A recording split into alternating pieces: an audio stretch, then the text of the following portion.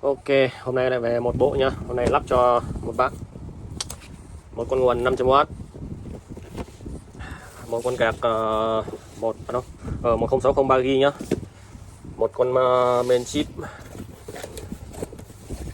con main B510 nhá, i5 7000, B510 i5 7000, một con cây, một con vỏ trắng nhá.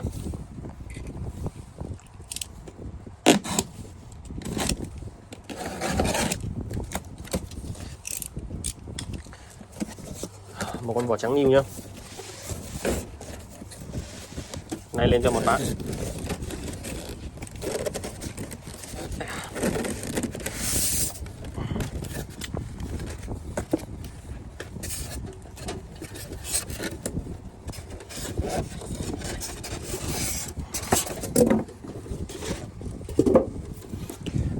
Ok.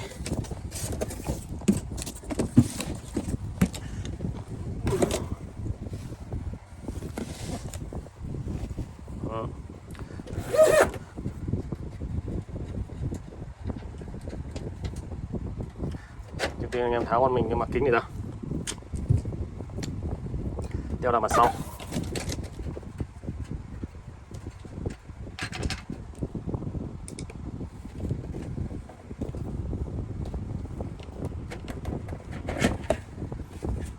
Ok, đây nó có ốc sẵn hết này nhá.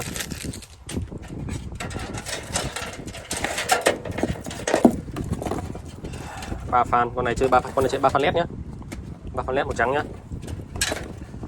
Trước tiên anh em lắp cho mình con nguồn vào đây.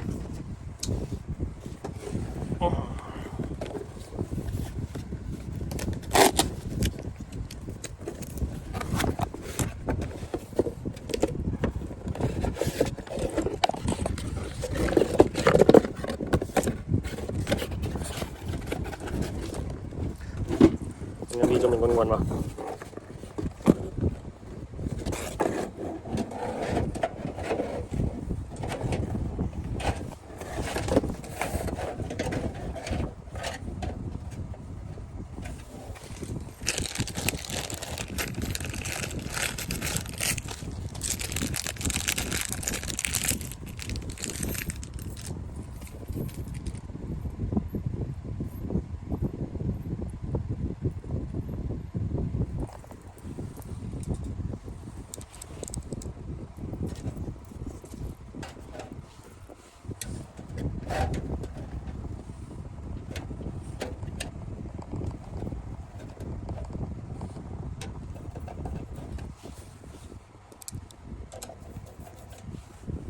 Tiên thì mình cứ bắt ốc hở vào thôi nhá, bắt đủ 4 con bắt đầu mình siết chặt vào.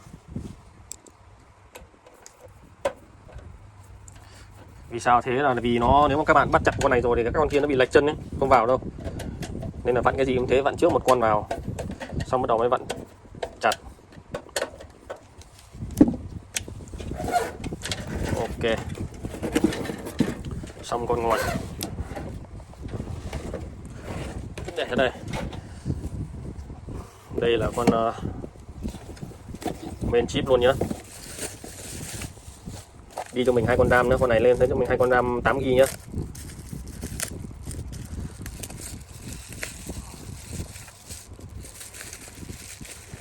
Hai con 8GB.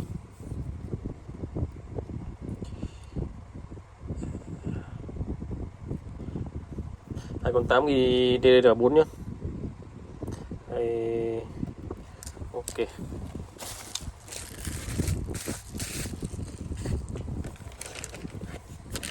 Main chip.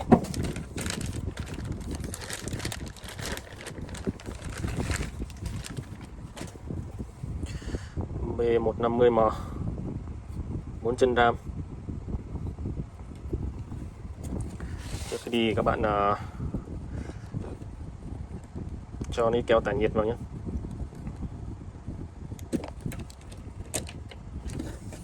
Đây hướng dẫn các bạn thách tháo con này nhé. Con này thì nó là chốt kẹp của này nhá. Đây các bạn vặn ngược cái này lại này, vặn ngược cái này lại này. Xong bắt đầu các bạn bỏ ra, bạn rút lên. lấy tay các bạn vặn được. Đấy, vặn hết ngược lại 4 con lại.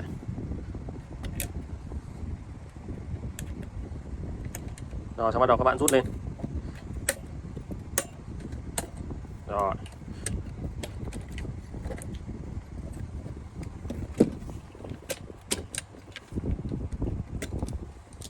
Ok, con này keo chết hết rồi.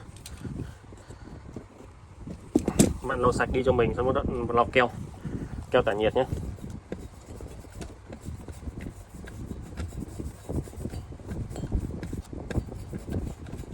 Thường thì các bạn dùng 151 thì các bạn nên vệ sinh lại máy nhé, nên vệ sinh sấy keo tản nhiệt nhé.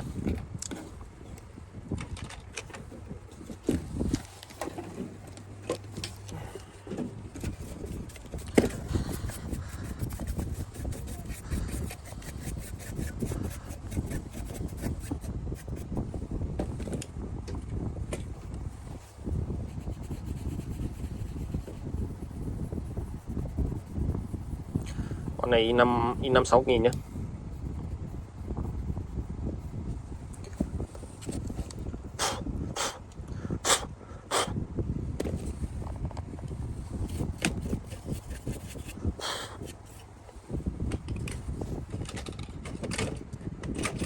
Mình dùng nhiều loại keo rồi, mình thấy con này là tốt nhất nhé, tản nhiệt tốt nhất, MX4 này.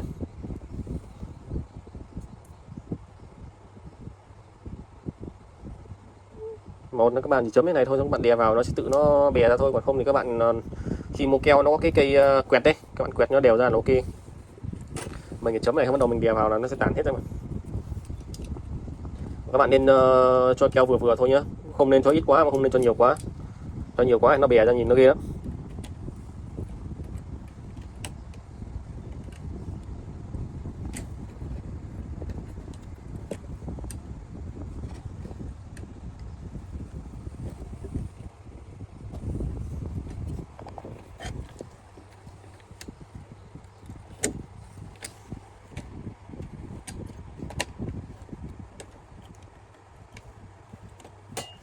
Khi các bạn ấn vào ấy, thì các bạn nên rút cái này lên này, rút cái thanh này lên này, thì xong bắt đầu các bạn mới ấn vào. Ấn các bạn không được ấn của này đâu nhá, các bạn ấn cả cái này này, hoặc là các bạn lấy tay các bạn đè này lên, đè này xuống này. Đấy, xong bắt đầu các bạn mới vặn ngược lại như đấy, vặn ngược lại. Đấy, xong bắt đầu ấn vào, ấn xuống. Cái với tạch phát là ok. Ấn thì ấn xéo nhau nhá. Ok.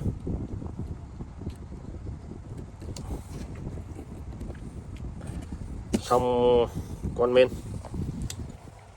Theo các bạn ráp vào máy cho mình, ráp vào cây cho mình.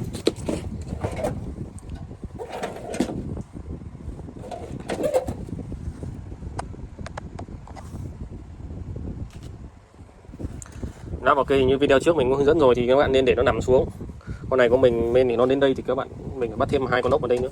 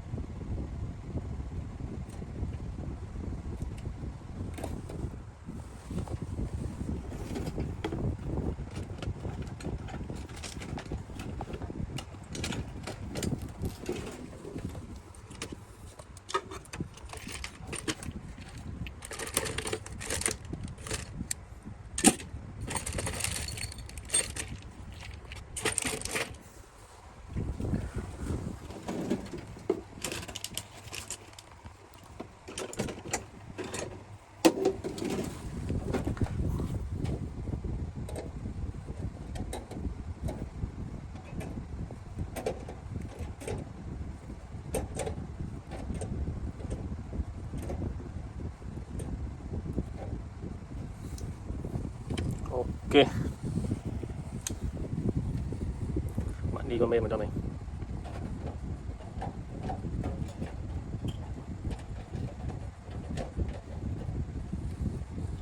Hiện mình để thế này nó hơi khó làm ấy, nhưng mà để này thì quay được video, nhưng mà để nằm xuống thì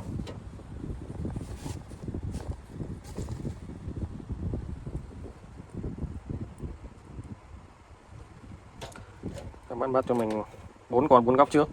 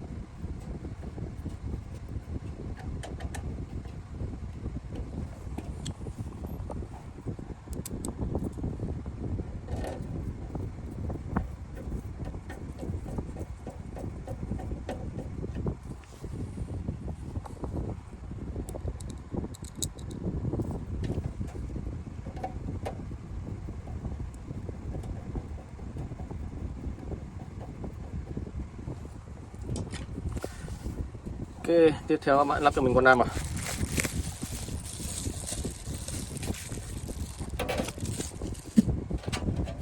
Các bạn lắp xen kẽ nhá, 1 3 2 4 nhá.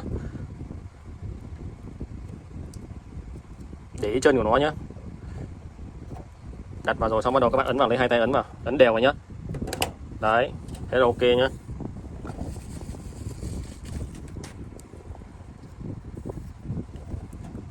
Tiếp theo chân 3. Nếu các bạn lắp chân 2 với chân 4 nhá. Một là lắp 1 3, 2 là 2 4.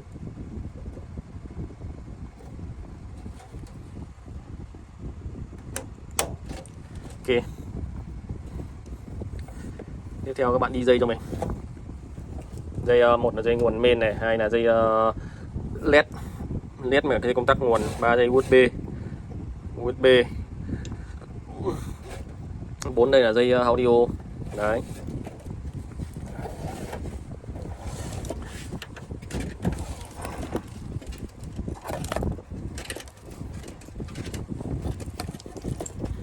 Đây là con đèn, đây là dây nguồn main thì mình đưa đây nhé.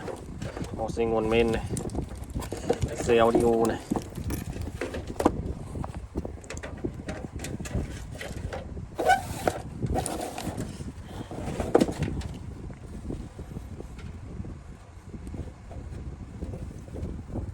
Con này cái chân audio nó nằm ở dưới này cơ, thường thì nó nằm ở trên này này. Con này nó nằm dưới này.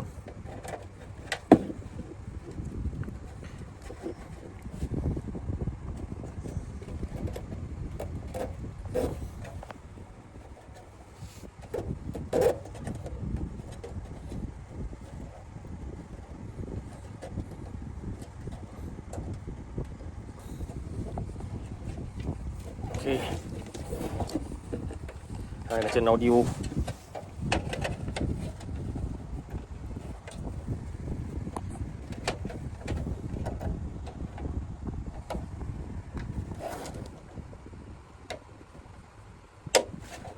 Chân audio này các bạn lắc cho nó vào nhé. Đừng chứ đừng có cắm đè phát nhiều khi nó chặt quá nó gãy main đấy.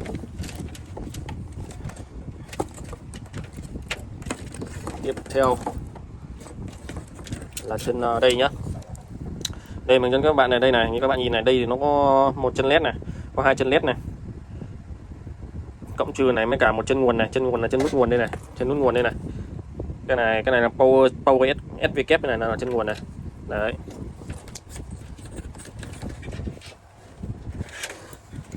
Thì các bạn để ý ở chỗ này đây này, các bạn để ý cái ký hiệu của nó này, cái ký hiệu GFP này, GFP1 đây này. Đấy, thường nó như này.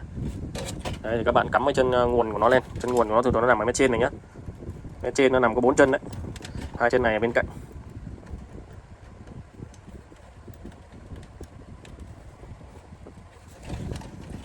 Ok, các bạn cho nó xuống cho nó gọn gàng tí. Ok nhá. Chân USB.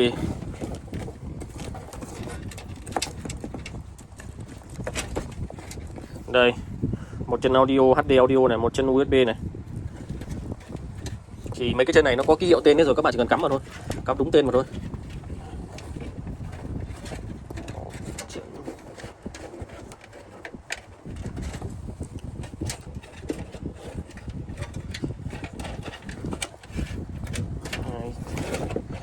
Đây cái thằng HD audio thường thường nó nằm ở góc này này.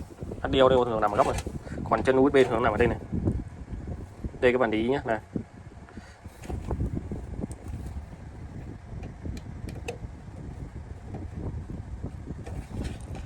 Audio. Cắm này các bạn lắc nhẹ nhẹ cho nó vào luôn nhé. Đẩy chân xuống đây là xong nhá. Một chân nguồn của chip nhá. Chân nguồn của chip chân 8 pin nhá. Con này là dùng chân 8 pin.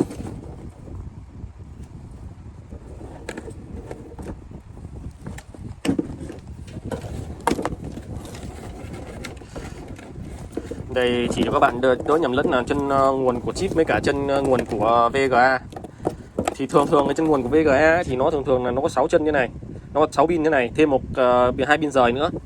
Đây, thường nó như thế này, thường nó là 6 pin liền như này. Còn chân của chip ấy thường là nó chỉ có 4 pin này thôi, đúng như này của nó là 4 pin. Đấy, thấy chưa? Đây nhá. Đây các bạn đỡ phải nhầm lẫn, chứ thật ra mình cắm chân nguồn của VGA vào nó không vừa của nó đâu. Tại vì thường của nó là chỉ có một là 4 pin, hai là 8 pin thôi, chứ không có chân 6 pin. Ok.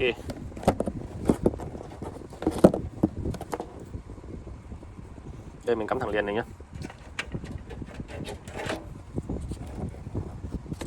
Cắm chân này đi cho nó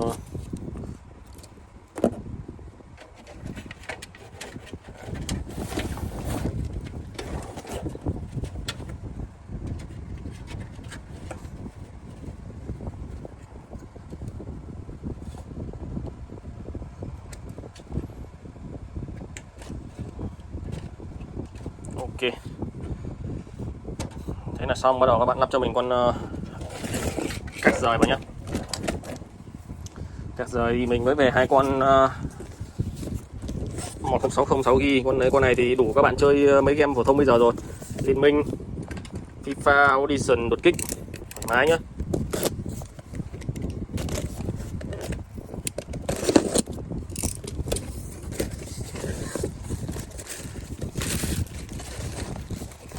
Đây mình mới về hai con. Mới về hai con mình lắp cho thêm một bộ của một bạn nữa. Cũng nhu cầu chỉ Liên Minh, FIFA, Audition, đột kích thôi. Mấy game nhẹ phổ thông thôi. Đây, RTX này 1060 này, 3GB, DDR5, nói chung là ok. Mấy con này tất cả đều ok hết nhá. Ngon này. Các bạn để ý nhá, cắm thì các bạn để đưa nó vào đúng cái chân của nó, xong bắt đầu các bạn ấn vào nhá. Chưa tháo con ốc này.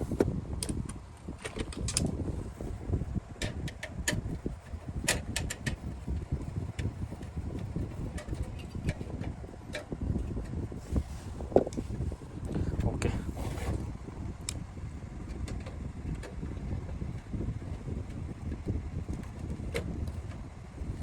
Các bạn ấn vào mình thấy nó tạch một phát là ok nhá. Thường thì các bạn để nằm nó ra cái này ấy, thì các bạn làm thì nó dễ hơn là mình đặt đứng. Tại vì đây mình đang quay, mình đặt đứng luôn. Xong bắt đầu các bạn bắt cho mình hai nốt vào đây vào, cho nó giữ vào cho nó chắc chắn lại nhé.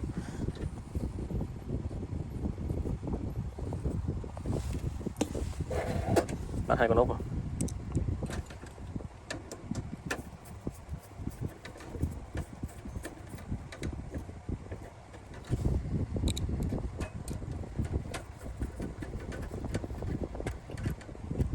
Tiếp theo bắt con ốc này vào cho mình.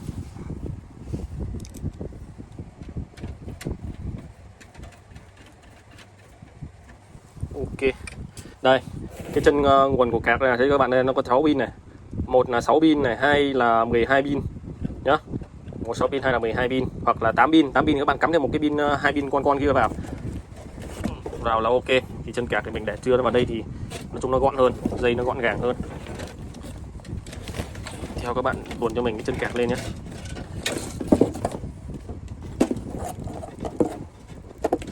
Đây, một là 6 pin, hai là 8 pin, các bạn chập nó vào. Đây nó có chân 8 pin thêm 2 pin thấy chưa đấy.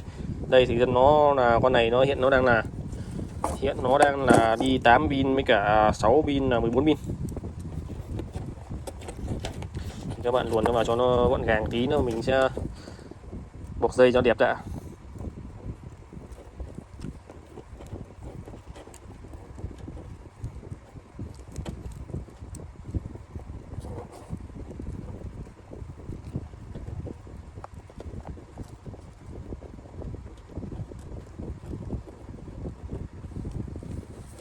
Thì mình cái con 6 pin này mình không dùng nữa thì mình thít nó vào luôn đi cho đỡ vướng nhé.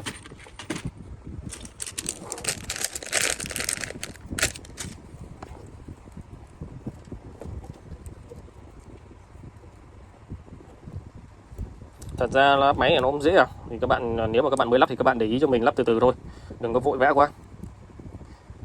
Còn xong lắp máy này thì các bạn nên phải cài lại pin nhé. Thì video sau thì mình hướng dẫn các bạn cách tạo một cái USB cài pin. Thì muốn tạo được USB cài pin thì các bạn phải có cho mình một cái USB 12 hoặc là 16 GB nhá. Cho nó không thì các bạn phải có một cái USB 8 GB nhá. Ít nhất là 8 GB.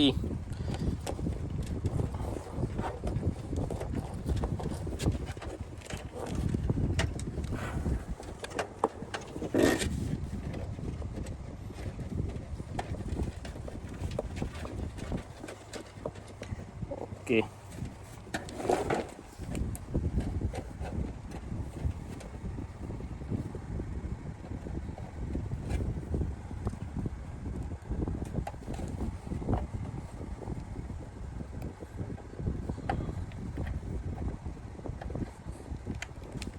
Đấy, mình để nó vừa cái đầu thôi thì nó sẽ gọn vàng, nó không bị nhìn nó không bị lằng ngoằng dây nhá.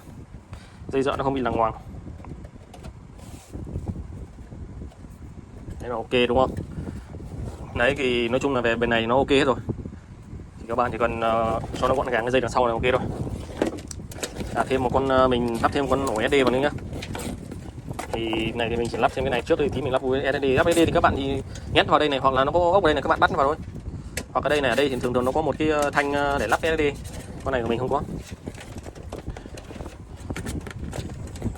Dây đây là dây nguồn nhá, đây là dây nguồn của quạt nhá. Dây nguồn của quạt thì của quạt thì mình cho vào đây ba nguồn. Đây trước tiên là cái dây này. Dây này thì cấp nguồn thì các bạn lấy từ main ra nhé. Để cấp nguồn thì các bạn lấy từ main ra giúp mình. Đây.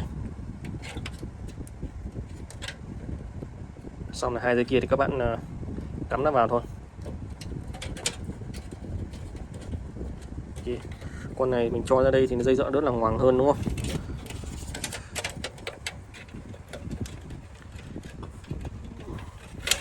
Cho ra đằng sau này thì nó đỡ nhìn nó đỡ ngoằng hơn.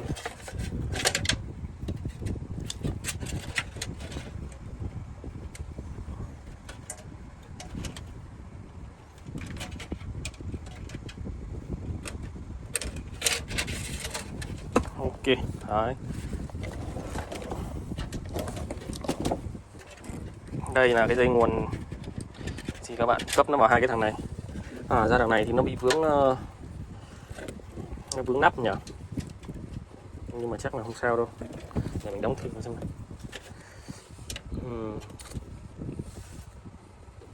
Ra này nó bị vướng nắp nhé.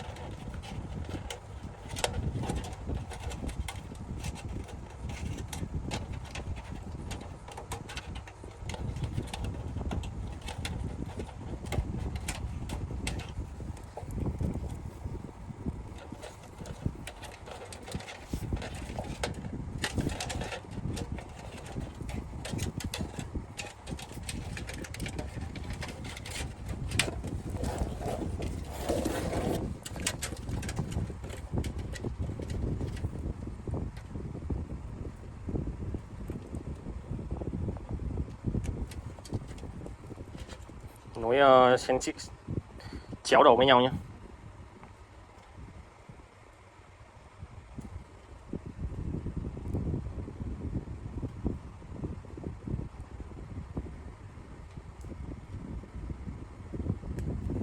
Ok, đây thì mình đi gọn vào đây nhé.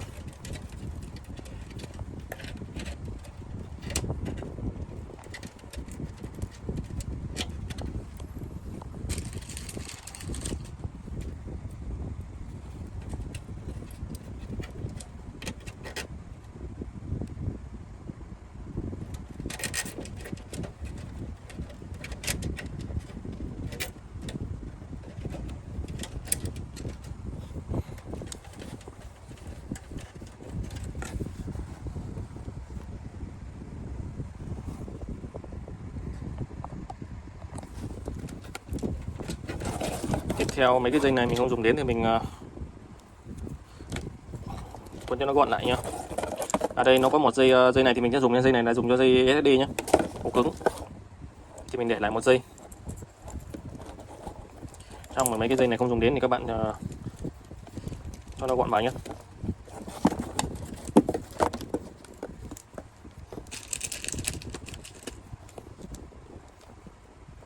Này không vừa.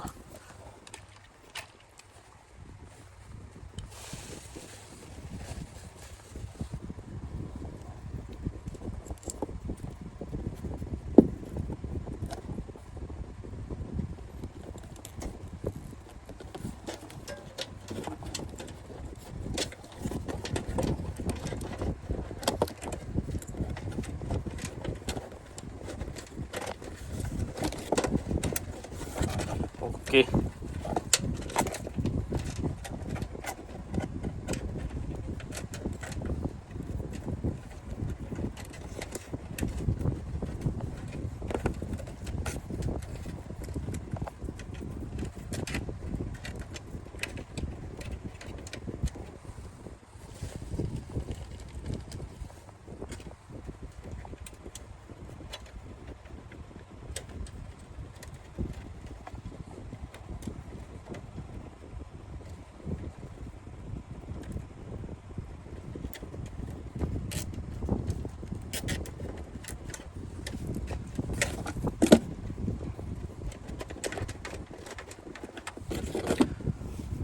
Mình lắp con SSD vào luôn.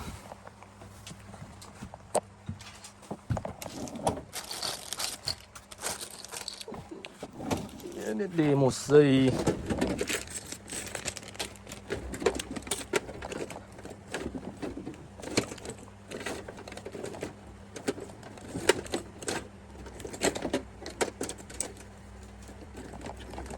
Này không có dây cấp nguồn. À đây. Đây nhá. Để mình lấy cái dây cấp nguồn SSD đã.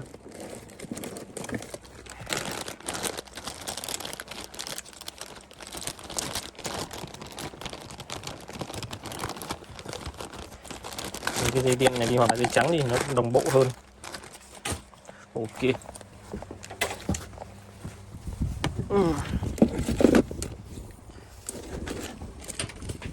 Cấp nguồn cho SSD thì mình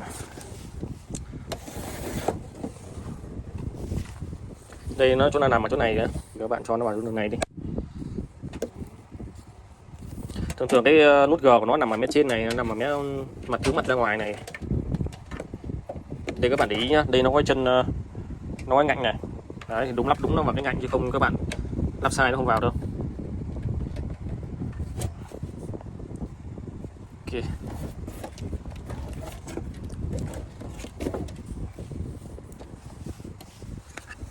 Đây cái ngạnh của nó này, thấy chưa, hai ngạnh này thì mình đúng ngạnh của nó mình lắp vào thôi. Ok. Tạm thời mình để tạm đây nhá, để tạm đây, tí nữa mình sẽ cho nó gọn gàng vào. Chào các bạn lắp cái lắp vào cho mình.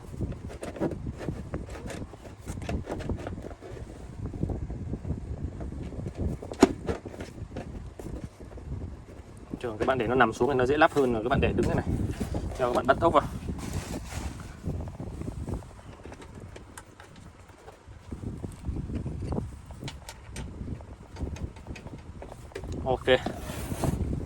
Thế là đã hoàn chỉnh một con nhá. Đấy, rất là dễ dàng luôn. Nói chung là các bạn mới lắp lần đầu các bạn lên nhẹ nhàng, bình tĩnh thôi, chậm thôi chứ đừng có vội vàng làm gì vội vàng. Bây giờ nó lắp nó vướng vào những cái dây hoặc là nó rơi những ốc vào cái hay tô vít vào cái main này thì coi như là nếu mà thường nó không sao nhưng mà ấy thì nó có thể bị ảnh hưởng đấy. Đấy, ok, chúc các bạn thành công nhé.